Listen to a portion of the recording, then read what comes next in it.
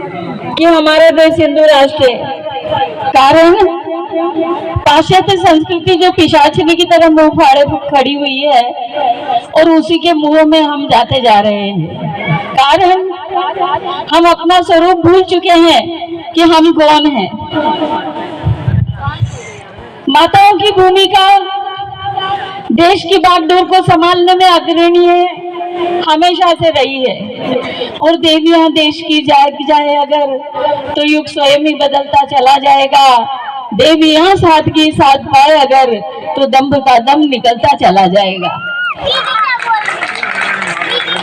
माताएं जागो, अपने स्वरूप को पहचानो। आप वही माता हो जिन्होंने सूखे पत्ते खाकर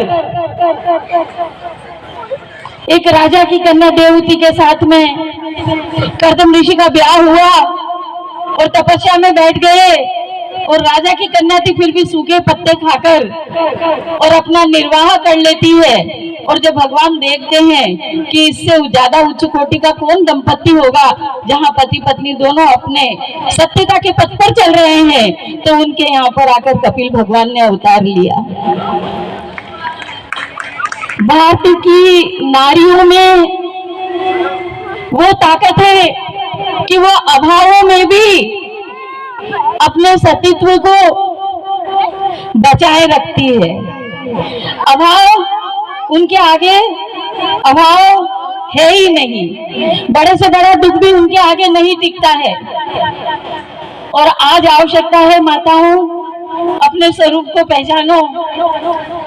आपको इस देश को शिवाजी देना है, आपको इस देश को एक संत देना है, एक सैनिक देना है और एक धर्म पे चलने वाला नेता देना है। ब्याह के बाद में हनीमून मनाने की मत सोचो। ब्याह के बाद में ये सोचो कि आप इस देश को क्या देंगी। आप जिस घर में ब्याह के जा रही हो तो दो कुल की लाज आपके हाथ में होती है। उस कुटुंब को बांधे रखना, उस कुटुंब में प्रेम प्रवाहित करना, यह आपका दायित्व है। जिस घर के अंदर दादा दादी भी रहते हैं, चाचा चाची भी रहते हैं, बुआ भी रहती हैं और बच्चे भी रहते हैं और सब प्रेम से रहते हैं। कोरोना के समय में कश्मीर की एक माता रो रही थी और आपके मोबाइल पर ही वो वीडियो आया होगा। उनसे पूछा गया, माता जी आपके आंखों में आंसू क्यों हैं? उन्होंने कहा, मैं अपने सास ससुर को 2 सब्जी रायता भात में घी की दाल और फूल के परोसती थी। आज ऐसा समय आ गया कि मेरे सास ससुर को मैं एक सब्जी से भोजन करवा रही हूँ। तो घर में सास ससुर की सेवा जिसने कर ली, माता पिता की सेवा जिसने कर ली, तो संसार की कोई भी ऐसी उपलब्धि नहीं है जिसको वो प्राप्त नहीं कर सकता। संसार की कोई ऐसी सफलता नहीं है जो उसके कदम आकर न चूमे। पुंडरीक का आपने सुना है, माता पिता की कथा, माता पिता की सेवा करते थे और भगवान आए तो भगवान से भी कह दिया कि थोड़ी देर रुक जाओ, मैं माता पिता की सेवा कर रहा हूँ। तो सेवा परम धर्म हमारा होना चाहिए, तभी कुटुंब बंधा हुआ रहता है।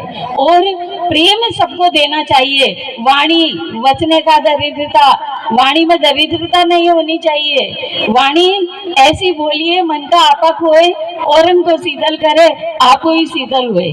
लेकिन इसके लिए आवश्यकता है अंतर्मुखी होने की। हम गांव की महिलाओं को सोचते हैं कि अरे ये तो कुछ भी नहीं है, लेकिन गांव की महिलाएं बड़ी चतुर होती थी क्योंकि वो 3 स्नान करती थी। हम केवल 1 स्नान करते हैं, गांव की महिलाएं 3 स्नान करती थी। 3 शरीर होते हैं, स्थूल शरीर, कारण शरीर और सूक्ष्म शरीर। गांव की महिलाएं सवेरे 4 बजे उठ के चक्की पीसती थी, आटा भी पीस जाता था और भजन गाती थी, तो उनकी आत्मा का स्नान हो जाता था। और जब भजन गाती थी तो उससे ज्ञान प्रवाहित होता था, तो उनके कारण शरीर बुद्धि का भी स्नान हो जाता था। तो स्थूल शरीर को तो दूध से मोटा किया जा सकता है, लेकिन जब आत्मा का बल हमारा कमजोर पड़ जाता है तो संशय उत्पन्न होने लग जाते हैं। तो अपने अंदर ज्ञान भक्ति वैराग्य को जागृत करना चाहिए। वैराग्य मन का विषय है, केवल ऊपर से गेरुए कपड़े पहनना वैराग्य नहीं है। वैराग्य मन का विषय है, ज्ञान बुद्धि का विषय है, और भक्ति तो सारे शरीर से ही हो सकती है। हाथों से माला भी बना सकते हैं, सब कर सकते हैं। तो सेवा करनी चाहिए। अभी आज ही यहाँ पर माताओं की संख्या भी है, तो प्रत्येक माता को ये संकल्प लेकर यहाँ से जाना चाहिए कि मैं इस देश को एक सैनिक भी दूंगी, एक संत भी दूंगी, एक सतग्रस्त भी दूंगी, और एक नीति पे चलने वाला नेता भी दूंगी, और गार्गी और मैत्रेय जैसी विद्वान कन्याएं भी इस देश को मैं दूंगी। महाराणा प्रताप को जन्म देने वाली आप जैसी माता ही थी, लेकिन इसके लिए आपको जब बालक गर्भ में होता है तभी से प्रयास करना होता है। अभिमन्यु को चक्रव्यूह वेदन की शिक्षा गर्भ में ही प्राप्त हुई थी।